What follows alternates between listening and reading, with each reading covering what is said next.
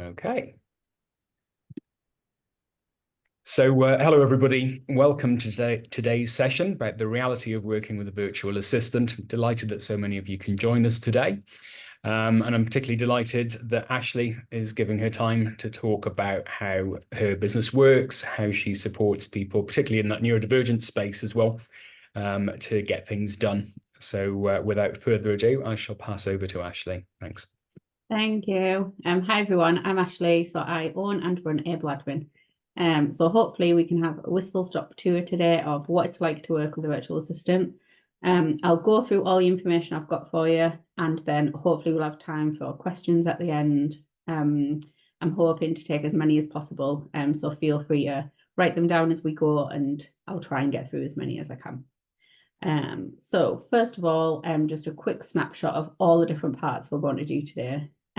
What it's like to work with us, what problems do we solve, what do our clients look like, next steps on how to find a virtual assistant, and cost as well. So these are all the bits we're going to go through. So first of all is a bit about us. So who we are and what do we do. So Able Admin is the name of our company, and I am the founder and director. So I have a history of, before I had my business, I ran a charity. So our charity is a grassroots charity which predominantly helped neurodiverse people in the community. So the main part of our role was to help people get back into the workplace. So I've got a lot of face-to-face experience of working with people, which was the catalyst for starting my business of helping business owners through virtual assistant work. So in our team, we have Cara. So she does social media and looks after the majority of our admin. And she helps all kinds of with all kinds of things. So social media, management, newsletters, brochures, presentations, anything that needs to look pretty. So we send to Cara and she makes it look good for us. Then we've got Sarah. So she looks after our bookkeeping. So Sarah's a qualified accountant. And is our bookkeeper. So she has young kids, and accountancy is quite demanding. So she does bookkeeping remotely. Probably the first important lesson of this whole thing is if you're looking for a bookkeeper at any point, to look for somebody who is anti-money laundering registered.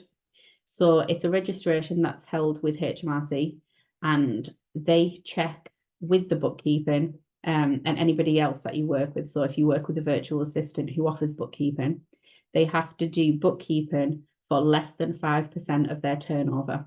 If they do it for more than that, they need to hold an AML, anti-money laundering registration. So it's a good thing to know about and to check if you do hire a bookkeeper. HMRC then monitor that the person, so in this case Sarah, is not committed any fraud or any other criminal activity. So it's an important thing to check if you are looking for a bookkeeping service.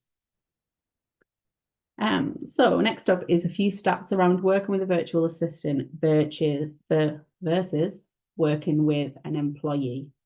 So they're quite interesting stats on the difference between employing people versus outsourcing. So I guess the main part of this is the cost reduction.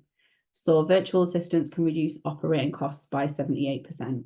So these are all things like not paying sickness, not paying holidays, not having to pay for training, no need for laptops, IT, anything that you would normally offer in the office.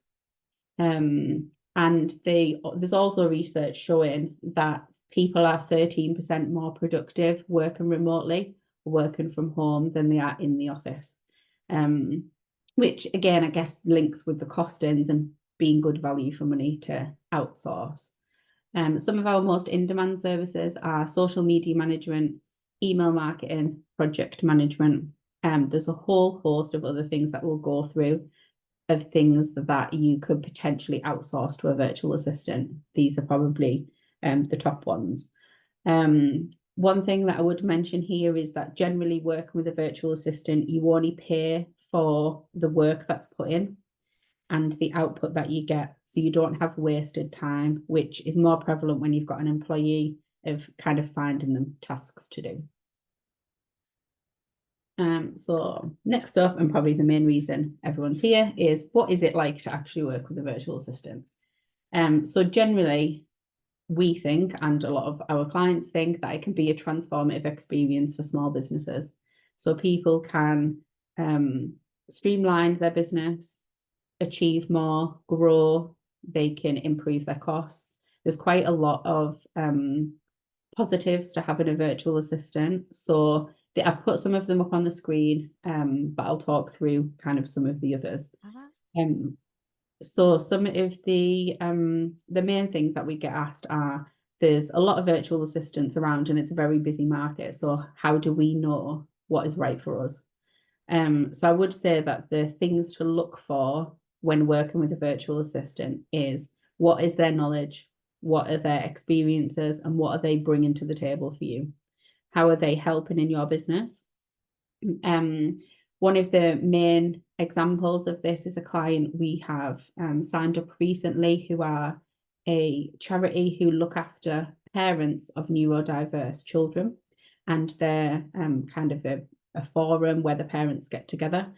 Quite a lot of their time was spent in meetings and looking, trying to get the opinions of parents. We've joined to help them by putting AI into their meetings, so AI platforms that capture the meeting minutes, but it also gives you main action points and main summaries. So their time is now not spent writing minutes or not making notes, and can participate in the conversations. They don't have to employ people to come and do this job for them. So we've been able to offer them a more streamlined way of working, but also a better utilisation of their time and money. They're a charity. They don't want to be spending money on having people in meetings that don't need to be there. Another bonus of having a virtual assistant is that your time can be better invested. So can you earn more money an hour than you pay somebody to help with your virtual assistant work? If you offer a service-based business, that's probably easier to work out. So if you charge £50 an hour and you pay us 34, you're getting £16 an hour still, but you're getting the admin done as well. So it's around kind of the level of, is your time better invested in doing something else? Probably the biggest thing is the flexibility. So we offer an hourly rate, which I'll come on to kind of the setup of how it's charged later on. But we offer a rate for people to pay per hour, which means that if you only have a couple of hours work, then that's what you would pay for. Whereas with an employee, you would potentially be paying for hours that are not utilised. So all the things on the screen are kind of the realities of what you need to weigh up as to whether working with a virtual assistant is for you or not. Probably one of the main questions we get asked is, what can I outsource? So if we chat to people, and I quite often say, what things do you hate doing in your business? Because that's a really good starting point of what it is you want to outsource to us. So when you get up and you log in the morning and you think, this is just not for me, this task is just not high up on my list, but it needs to be done. So things like bookkeeping, you have to do it, and it helps you eventually in your business, but sitting there and doing it is not ideal sometimes. So generally we start with, what are the main things that you just dislike? So quite often people will say, I can do that thing, but I just don't want to do that thing. So that's fine. And they're good starting points for any virtual assistant. That really helps you to decide who is best to help you out. So if you have a list of more financy based things, then you need to look for somebody in that area. If it's more research based, then again, somebody in that area. Virtual assistants are quite good with niching in areas. So if there's a specific area that you would want to look for, then you'd be able to find somebody who does it in that area. We also offer things like customer and client support. So I have a client who is a training company, and I'll show you more about them later on. But they offer face-to-face courses, and they have a membership. So all of that needs to be done in the background. And we can take over all of those client interactions. So we take from the initial inquiries to providing information, liaising with the venue, sorting out dietary requirements, making sure everyone's where they need to be and have all the information, everyone's invoices are paid, and everyone has receipts. And then, so from a client point of view, that's a seamless process. And from the owner point of view, they don't have any involvement in it. They just know that all of this is going to happen as they would hope. So next up is, what problems do we solve? So this is a client of mine. She's called Susie. She runs a charity called the Happy in School Project, and she helps with autism education and advocacy. So she also is a CBT therapist, an author, a public speaker. She has ADHD and she's autistic, and she has an autistic child as well. So she's got quite a lot going on, work-wise and personal-wise, and needed help.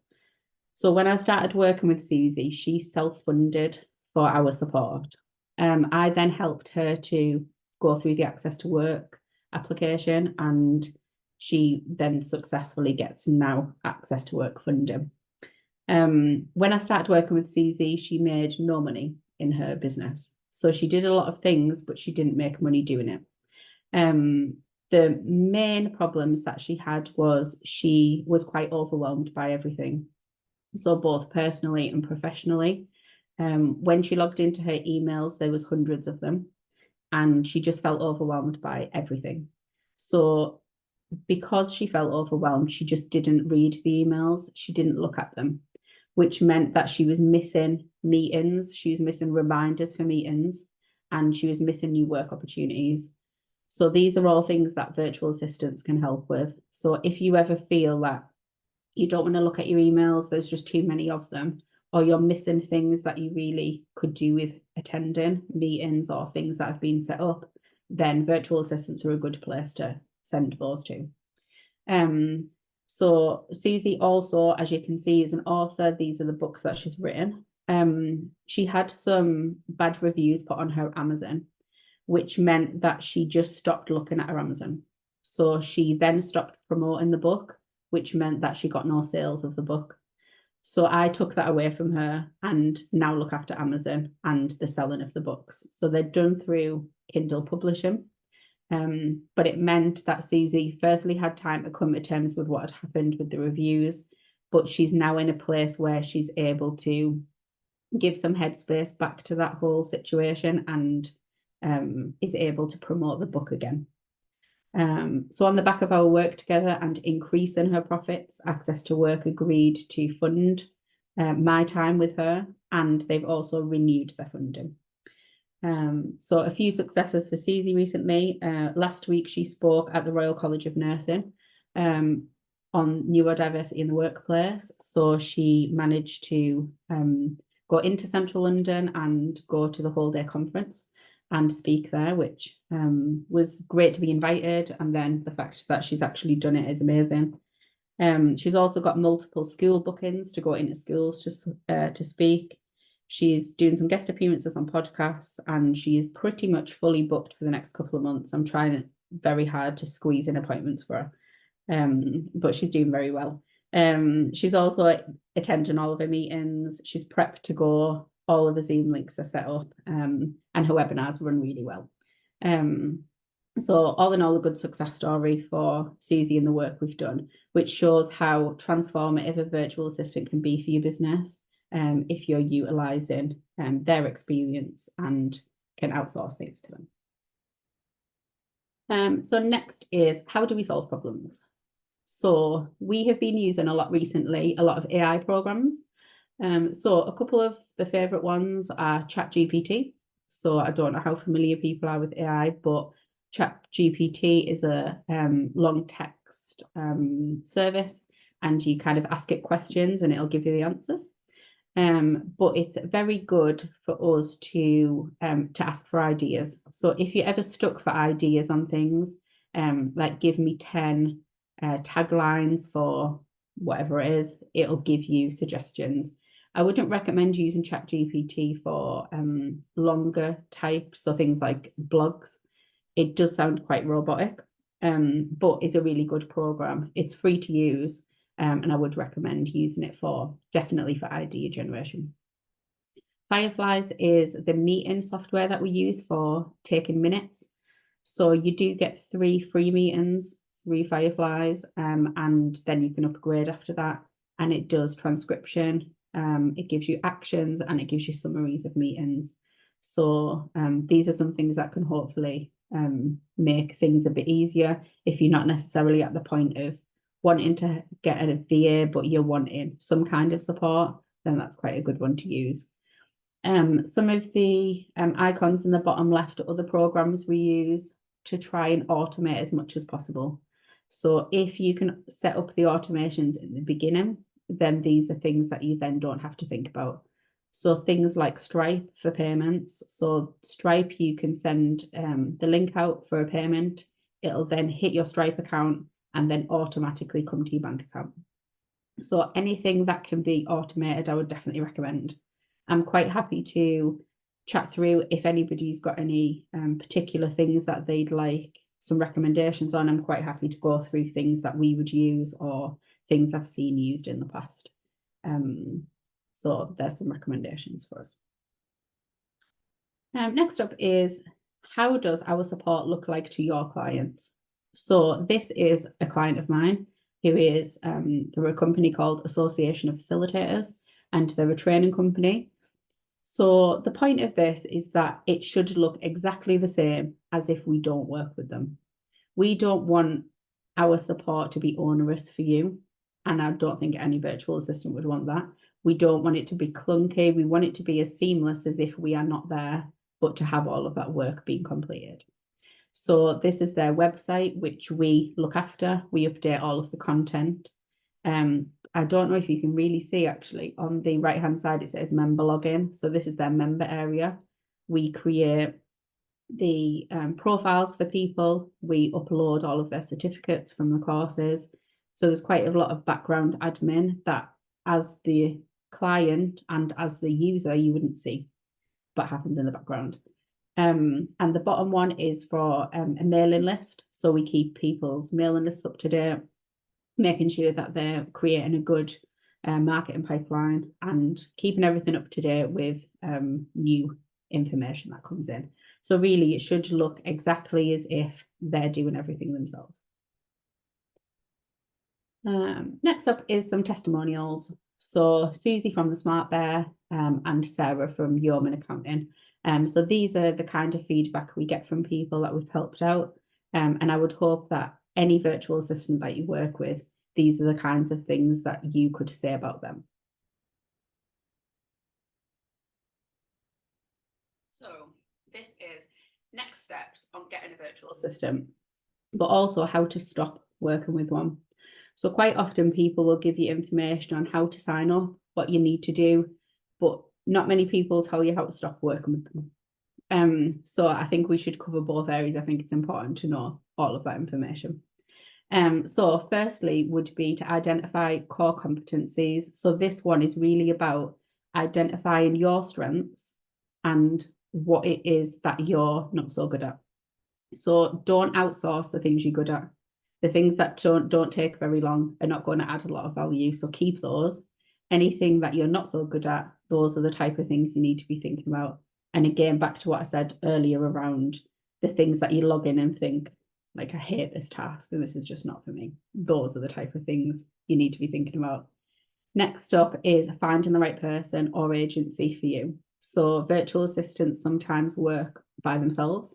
Sometimes they're affiliated with a franchise or an agency, and finding the person that you work best with will achieve the most results. So that really comes down to what are they bringing to the table, what are their experiences and knowledge, and how does that complement your business. Importantly, set up clear communication channels. So depending on how you like to work depends on how this one works. So do you want emails? Quite often people don't want to do emails because it means another email in their inbox. So you need to look at things like WhatsApp or WhatsApp for Business, or if you've got a project management tool that you already use. So if you use like Salesforce or Asana or whatever it is, then get your virtual assistant onto that platform. you need to try and keep things as smooth as possible and as easy for you as possible. This service is really not about adding another thing in for you to do. It should be about complementing what you already do and to make that an easier process. Establishing expectations. So quite often people outsource to people and then just say, kind of, just let me know when you're done. But then sit there thinking, well, I wish they did it faster, or that needs to be done by a certain date, but they don't communicate that. So from our side, that's really important to know. If you want something done by tomorrow, then I need to know that you need it done by tomorrow. Equally, if you've got 2 weeks, then that's fine as well. So some expectations around deadlines is always good. Quality standards is good. So if you have anything that needs like an external body to look at, or it needs to be a certain specification, then they're good to know as well. And also reporting structures. So if you're not directly working with a virtual assistant, it might be that they're speaking to a manager or somebody else in the company. That's always good to know who it is that they're going to sit with. Next up is continuous improvement. So this is on both sides. So improvement in effectiveness of outsourcing from the client point of view, outsourced, is that they know that the work they're giving us is actually adding value to them. Equally, we know from our side that this work is doing what it needs to do for the client. If it isn't working, then it needs changing. And some people find that conversation difficult because they don't want to say, actually, this is not really helping me anymore. Whereas from our side, I would rather know that this is not really having an impact and shall we change it? We're already putting the hours in to do the work. So we need to make sure that it's making an actual impact on your business and getting you to the goals that you want them to be, whatever that looks like. And then finally is looking as happy as the guy in the picture. So that is the aim of it. We want you to be happy with the service that's offered and to get to your goals. So they're different for everyone. They look different for everyone, but we want you to be as happy as the guy in the picture. So importantly is how to stop working with a virtual assistant. So the first thing is to be honest. So honest reality check of how it's going. So is it going well? Are you getting out what you want out of it? Or should it be changing? If it needs to be changed, then sooner rather than later is always good. But also if you're getting to the point where you're not needing to outsource anymore, then these are all conversations that need to happen. And honesty I've found is always the best way to do it. Generally what we do in this case is to hand over all the information back to the client. So things like passwords or access, so Facebook access, that type of thing. Some virtual assistants, anything they create, so things like guides or brochures, we give the intellectual property of that item to the client. It's their information, their work. Some virtual assistants and agencies will own the intellectual property on that piece of work they've done. So you'll need to check at the very beginning as to who's going to own anything that's made. So if you do a lot of content creation, or I've made a lot of presentations recently, so those type of things, some people will want the intellectual property of that. So it's good to know who owns it from the outset. In our case, we don't own it, mainly because I'm not sure what I would do with all of that stuff. It's not my stuff and I don't need to have it. So quite happy to give it back to the client, but it's good to know and good to check if the expectations on that are different. And then giving feedback as to why you don't want to work with them anymore, if there's a specific reason, how that service can be improved for other people in future. And also for us, we like to give recommendations of other virtual assistants to work with. So if we're not the one for you, then that's fine. And hopefully we can find somebody who can help you and who can provide the support that you need and add the value that is required of our service. So next is, it all sounds great, but how much is it going to cost me to do it? So in short, the answer is £34 an hour. So we charge hourly. We also have retainer packages. We have clients on both. So the philosophy that I have is that I only want to pay for what I get. Like, I don't want to be buying a bulk of hours and then not being able to use them. And I don't want to have to almost make up work for people to do if that work doesn't exist. So this will look different for everyone depending on who it is you choose as a virtual assistant. Some you will have to pay retainer hours for, and you will have to buy bulks of time. Some will charge you for projects, and we charge hourly. So it really does depend on who it is you're using and what it is you're asking of them. So we track our time and we charge for the time that you use. So if you have an hour's work for us a week, then that's fine. If you have 10, equally, that's fine. If you buy a retainer package, it's less per hour the more hours you buy. But those hours are bought up front, and hopefully you would have enough work to fill those hours. So it really does depend on the type of business that you're working with and how flexible they are in that. The other main way that we get paid is through the Access to Work scheme. So it makes up a bulk of our income and a bulk of the clients that come to us. So we bill Access to Work directly. Some people will do this, others won't. You wouldn't have to pay us up front, we just bill direct. It's all done online. You put the claim through, we approve it, and then eventually when DWP process it, which can be a while, it comes to us. The kind of signing up for this and doing all the forms, many of you might have already done it. We're quite happy to sit with people and go through their forms for Access to Work and help in any way we can. We offer this as just a free time for people to use. We don't charge for going through this, and we also don't expect you to come and work with us if you do get the award from Access to Work. It's not an easy process. It's quite onerous and it's long. So if you ever need any help, or you know of anybody who needs any help, then I'm quite happy to sit with people and go through that and just offer some assistance or tips where I can, really. So contact information. So we love to chat. Please reach out to us. If you want to speak to us, email, phone, there's a QR code that'll take you to the website. If you want to pick our brains on anything, or you want to do an Access to Work form, or maybe you just think, I've got this really specific question that I don't want to ask now, could I get in touch with you? Then this is the information to do so.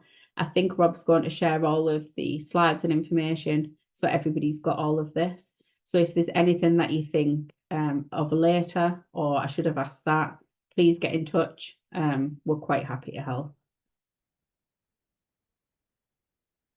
So thanks for coming. That's great. Thank you very much, Ashley. That was really, really helpful, really, really informative. I hadn't realized quite the breadth of services and sort of subject areas and things that you could help with. So that's been really useful. So if anyone has any questions, then please feel free to either use the raise hand bit on the reactions bar on the bottom, or just put something in the chat. We've got a question from Alex already. So it's specifically about Access to Work. How long did it take to get the Access to Work funding, and how many hours is it possible to apply for and get funded?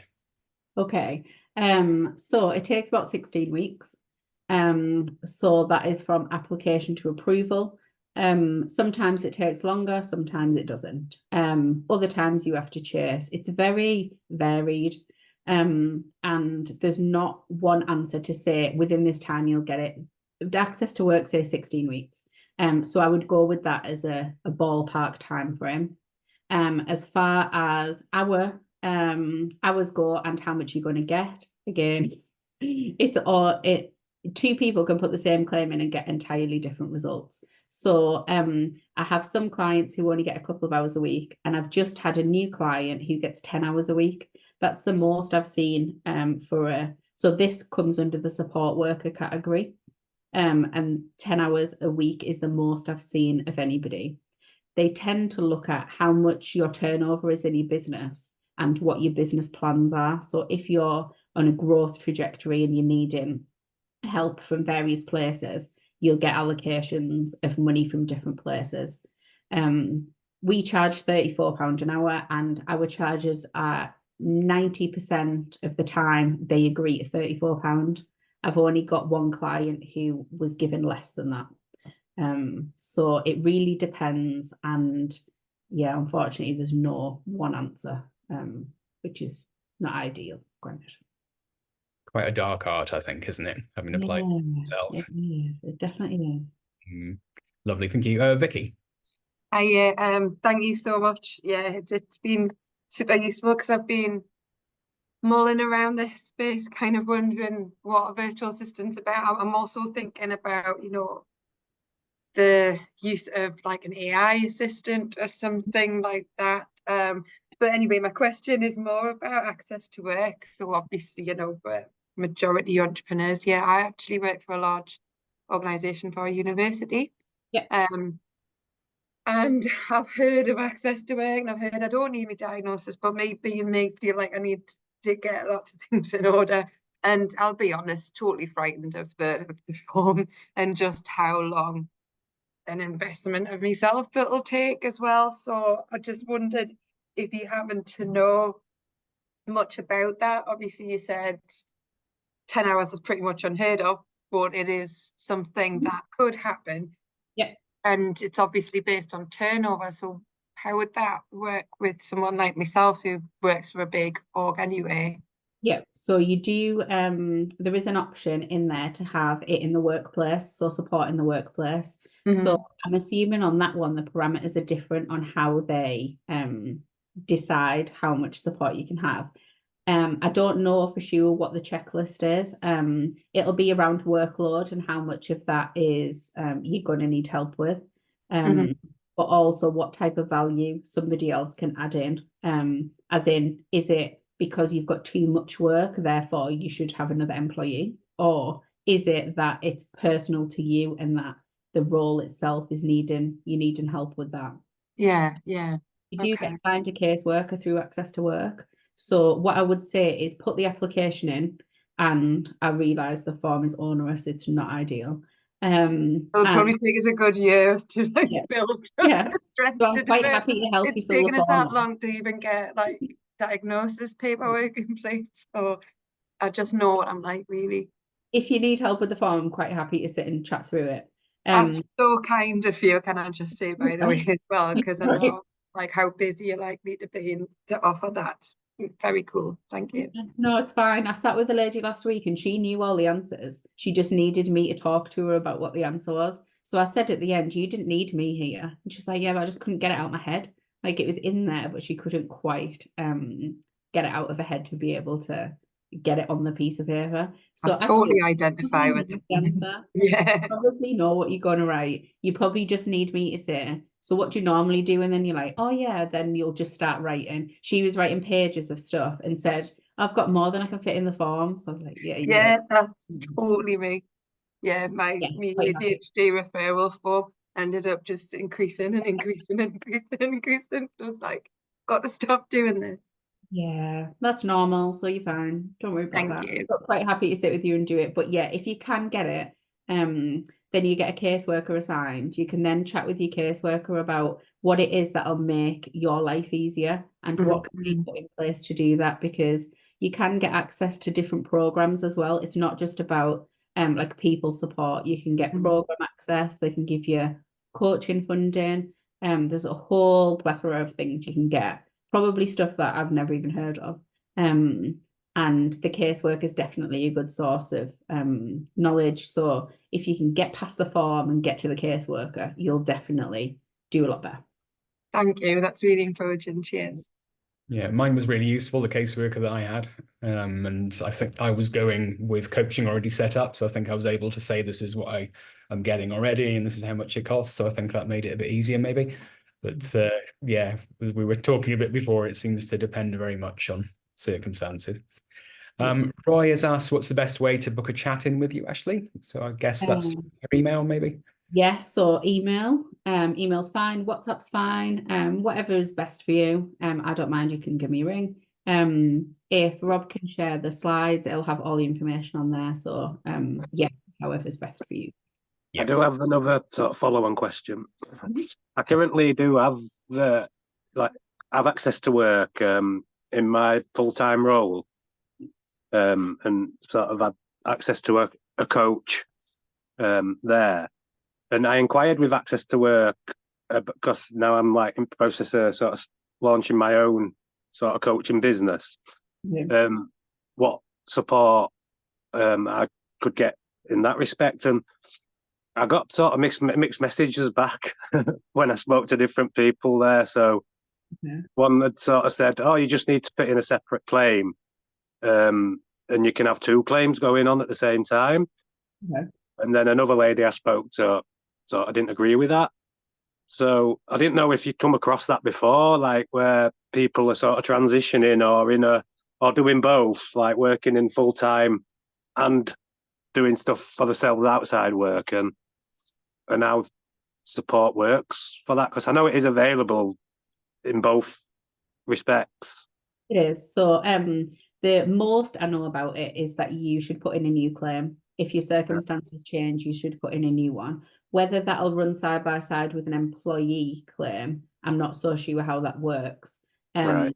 I've got a client now who is transitioning between 2 businesses, and she is wanting more help with the new second business. So they've asked her to put a new claim in and said they would assess it on its own merits.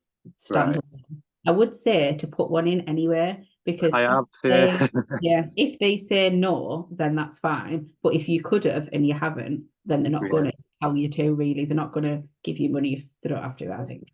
I could have probably done with attending this before I put it in. Now I've seen what services you offer and what's available, but just go back then. Go back to them with changes, and just say, these are all the things that I now know that I need to put in, and I add them to my claim. I'll arrange a chat if that's all right, because like you just said something that nail on head there is, I know everything I need to be doing or what I need, and what I just need someone to ask me so I can sort of get it out in the open. I think a chat would be really useful, and the demo was really useful as well. So thanks for your time today. Yeah, you're all right. You're more than welcome. Yeah, get in touch and I'll arrange some time to chat with you. Max has asked, do you know if Access to Work funds a co-working space?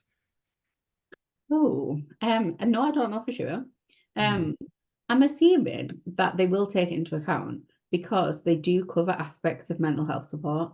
So if that is the answer to the problem, then yes, I think they would look at it. And I genuinely think that they look at anything that you want to suggest. So even if it's wacky and you think like, well, they're never going to cover that, I would ask them, because if you can say, this is the reason why I want it, and this is how it's going to help me to run my business better, then it's something that they should be looking at.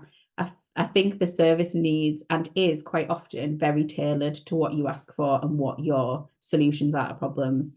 The thing that I found works really, really well is if you do have a solution or some kind of solution, is that you tell them that's what it is you want in.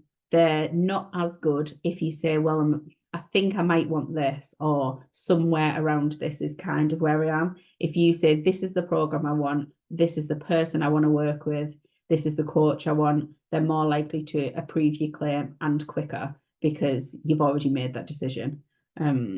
So yeah, I find that the kind of more you're certain of, the better it is. I've definitely found that as well. Like I say, I think if you go to them saying this is what I need and this is how much it's going to cost, that seems to take a bit of the weight off them as well. I've just done a very quick Google as well, and it says that it can be used for flexible working arrangements such as hybrid working. So it could include support to work from more than one location. So I would guess that would cover it. But, yeah, I think so. I think if that's the solution to the problem, then for me, the funding should be allocated to that place. So. Yeah, I think so. Can I ask about the sort of working with a VA? So how does it work in terms of a regular check-in? Is that done very much on an individual basis? You know, do you hear from some people every day? Do you hear from them, you know, once a week? How does that work? Yeah, I've got a client that I talk to pretty much every day. She loves to chat. I do have other clients I do a fortnightly check-in with. It really depends on how much work we're doing and what it is that they're wanting. So sometimes people just want to chat through things. So I meet one client at the start of each week. We talk through what it is she's doing for the week, and then she goes off and does the things. And then when I meet her the next week, she's like, oh, that's great, did all of them things. Whereas sometimes she gets to work and thinks, I've got so many things to do, I don't know what I'm doing, so she doesn't do anything, which is a problem. So yeah, it really depends on what that person wants, how it works for them. I'm quite happy to fit in with whatever works for the business owner or the person individually. Fantastic. Oh, that's useful. I know with my own coach, that's pretty much what we do every month. Sort of like, have you done what you said you were going to do in the last month? I'm sort of like most of it. Right. Really No. useful thing. Accountability, isn't it? Right. We've got a couple of minutes left. Does anyone else have any further questions? Or I know people are heading off, which is fine. Okay, I think that might be it. Well, Ashley, thanks ever so much for your time. Really appreciate you sharing so freely how everything works. And I know it's been really useful for delegates on the call as well. So I will circulate the slides to everybody along with a link to the recording. And if you have any further questions, then I'm sure Ashley would be very pleased to pick them up with you, or you can get in touch with us at the NEA as well, and we'll fill in any gaps that we can think of as well. But thank you very much for joining us today, and enjoy the rest of your day. Thank you very much. Thank you, everyone. Cheers, Ashley. Bye. See you later.